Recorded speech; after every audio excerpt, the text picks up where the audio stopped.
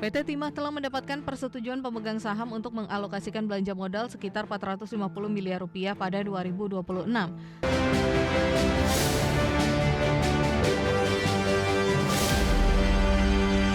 Pemirsa, PT Timah Tbk atau TINS mengalokasikan belanja modal atau CAPEX sekitar 450 miliar rupiah pada 2026 untuk mendukung pengembangan usaha dan penguatan operasional. Investasi ini menunjukkan komitmen perseroan dalam menjaga keberlanjutan bisnis di tengah meningkatnya kebutuhan timah global untuk industri elektronik, energi terbarukan, dan pusat data modern. PT Timah telah mendapatkan persetujuan pemegang saham untuk mengalokasikan belanja modal sekitar 450 miliar rupiah pada 2026. Dana tersebut akan digunakan untuk mendukung penguatan bisnis inti perseroan, terutama pada kegiatan produksi dan pengembangan cadangan timah. Langkah ini menjadi bagian dari strategi jangka panjang untuk menjaga keberlanjutan operasi pertambangan.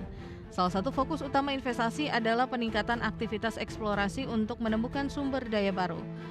Perseroan akan memperkuat eksplorasi aluvial dalam cadangan dan primer seiring menipisnya cadangan aluvial yang selama ini menjadi sumber produksi utama.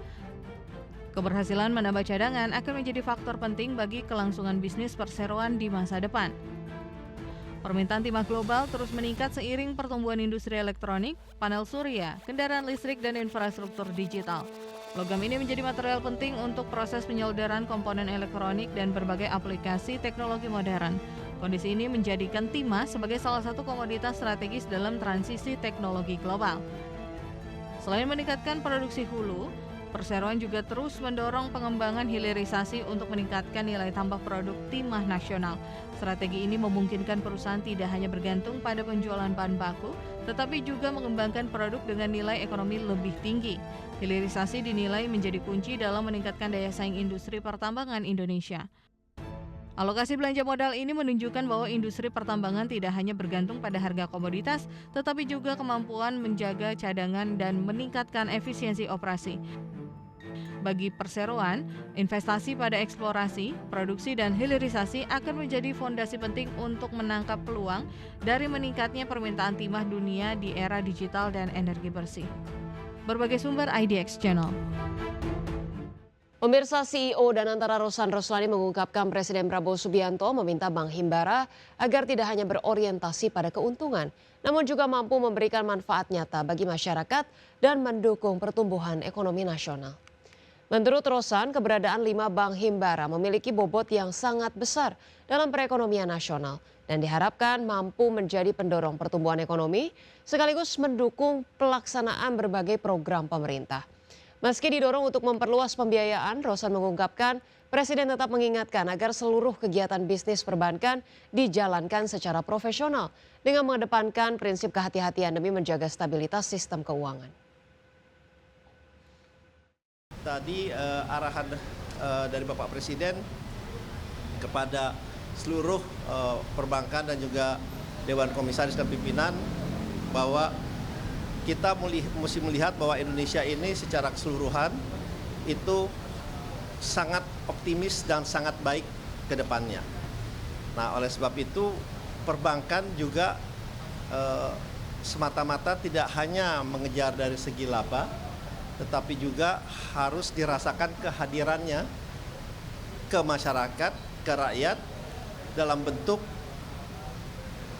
pemberian persamaan kesempatan dari segala lapisan dari UMKM, komersial. Pemirsa, Kementerian SDM membuka peluang revisi harga batubara untuk kebutuhan dalam negeri atau domestic market obligation yang digunakan oleh PLN. Wacana tersebut muncul seiring meningkatnya biaya operasional pengembangan batubara yang saat ini mencapai sekitar 8 hingga 12%, sehingga dinilai semakin membebani pelaku usaha tambang.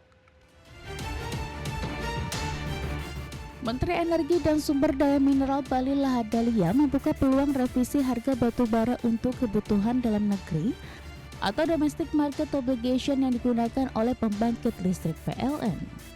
Wacana tersebut muncul sering meningkatnya biaya operasional penambangan batubara yang saat ini mencapai sekitar 8 hingga 12%, sehingga dinilai semakin membebani pelaku usaha tambang.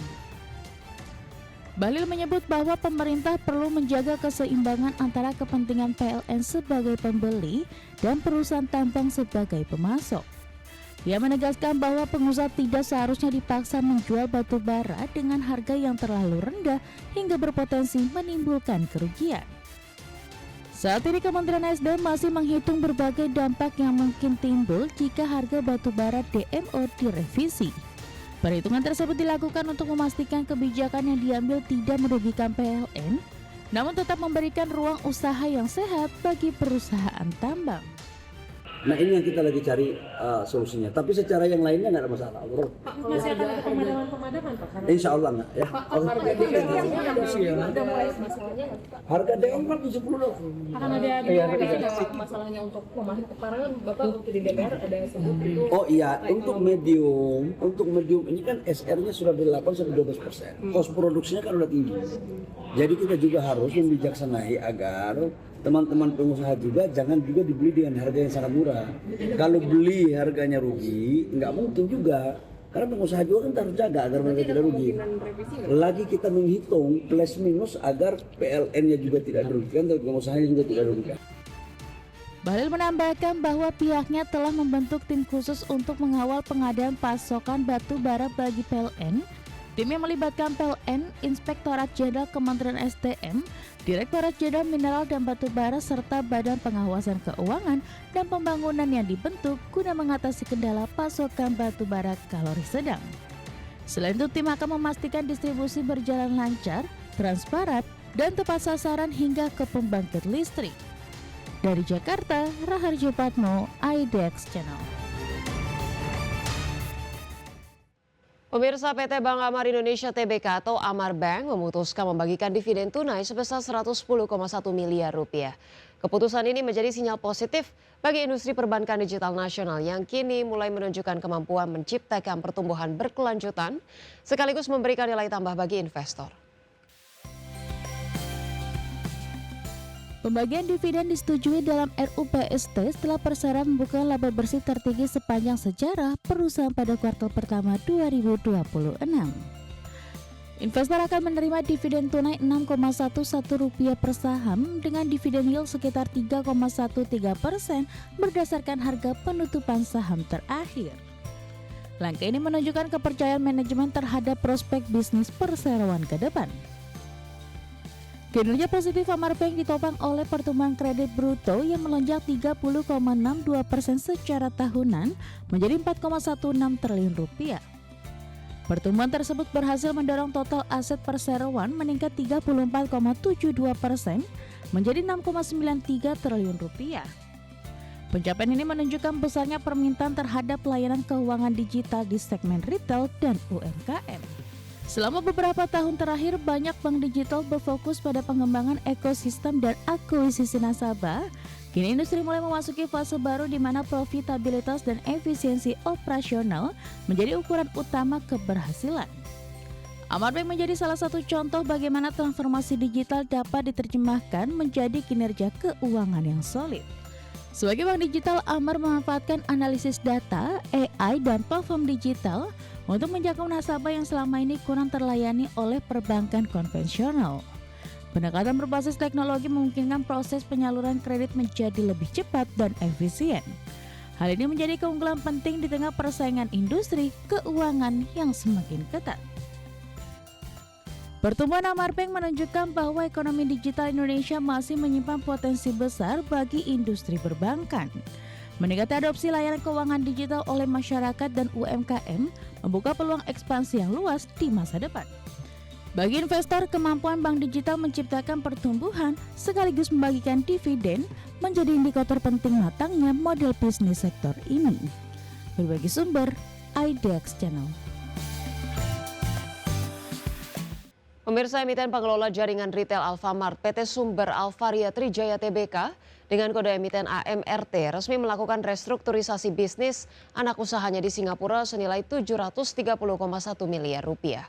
Langkah strategis ini melibatkan penerbitan saham baru kepada pihak afiliasi guna mengintegrasikan pengelolaan aset retail internasional di wilayah Asia Tenggara hingga Asia Selatan. Emiten pengelola jaringan retail Alfamart PT Sumber Alvaria Trijaya Tbk atau emiten dengan kode saham AMRT resmi melakukan restrukturisasi bisnis anak usahanya di Singapura senilai 730,1 miliar rupiah. Melansir keterbukaan informasi Bursa Efek Indonesia, Alfamart Retail Asia Pte Ltd akan menerbitkan sekitar 49,8 juta saham baru. Seluruh saham baru tersebut setara dengan porsi kepemilikan sebesar 51% dari total modal ditempatkan dan disetor penuh pasca transaksi. Aksi korporasi senilai 40,6 juta US dollar ini diambil alih sepenuhnya oleh perusahaan terafiliasi yakni Glory Worldwide Investment Pte Ltd. Masuknya investor baru ini otomatis mengubah peta komposisi kepemilikan saham pada anak usaha Alfamart di Singapura tersebut. Porsi saham emiten AMRT yang sebelumnya menguasai mutlak sebesar 100% kini terdilusi menjadi tinggal 49%. Manajemen menjelaskan bahwa Glory Worldwide Investment bertindak sebagai pihak afiliasi karena adanya kesamaan jajaran direksi dan komisaris korporasi. Seluruh dana hasil penerbitan saham baru ini nantinya akan langsung digunakan untuk mengeksekusi sejumlah aset retail strategis. Alfamart Retail Asia dijadwalkan membeli 10% saham entitas retail di Filipina serta 70% saham di Bangladesh. Rangkaian integrasi usaha satu pintu ini diharapkan dapat mendongkrak fleksibilitas serta efektivitas pengawasan operasional internasional ke depan. Berbagai sumber, IDX Channel.